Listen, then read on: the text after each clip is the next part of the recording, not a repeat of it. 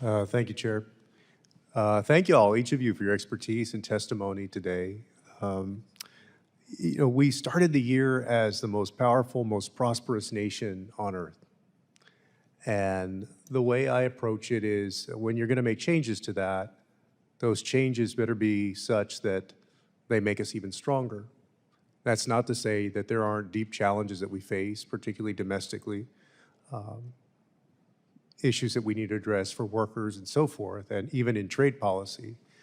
But I think it's fair to say that the last few months in terms of economics around the world and trade policy has been chaotic.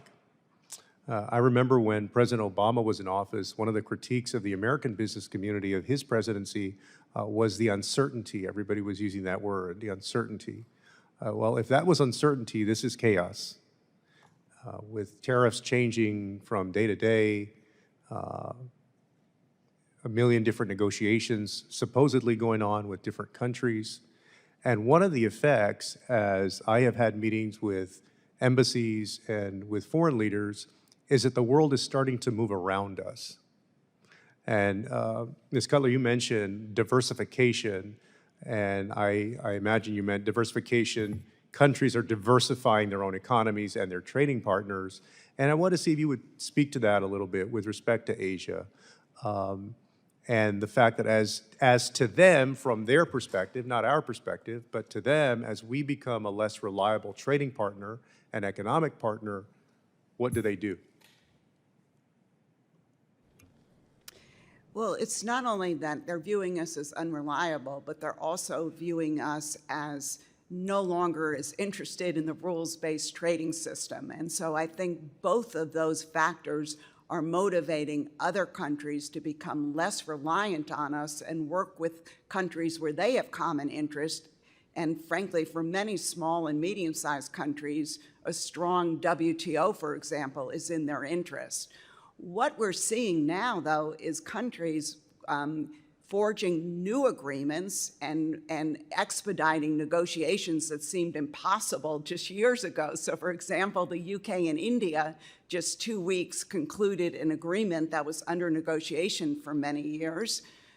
We've seen now the European Union express interest in somehow aligning itself with the CPTPP, something that for years they said they would never do.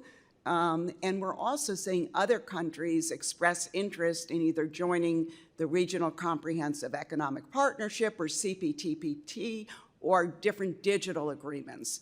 And ultimately, as all of these agreements are being forged without us, we are disadvantaged. We do not get those benefits. And so I think this trend is very concerning, and I hope that we can work together to find a way to convince our partners that we want to engage with them, we want to seek win-win agreements, and that we still see merit in a rules-based international order.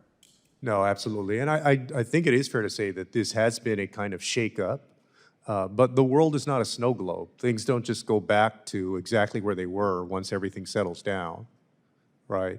I'm the ranking member on the Western Hemisphere Subcommittee and was meeting with folks from Mexico who said they're pursuing a free trade agreement with Brazil, for example. And so you see different regions of the world trying to come together in their own ways. Mr. Goodman?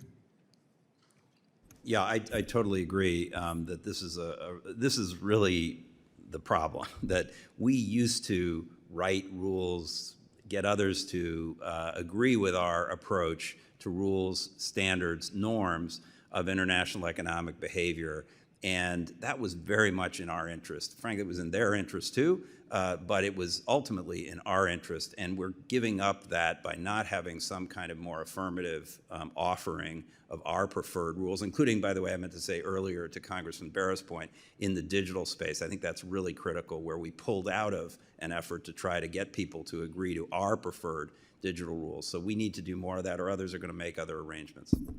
In about 20 seconds, other witness and quick comments. I'll just say that, from my perspective, that the rules-based system is broken. The global trade order is no longer something that we have been able to manage. And the problem behind this is China. And this requires a reset of significant magnitude. Why? Not only because we need to rebalance trade, but because we need to free our defense industrial base from dependency on Chinese supply chains, and we need to move towards real wage growth and productivity in this country.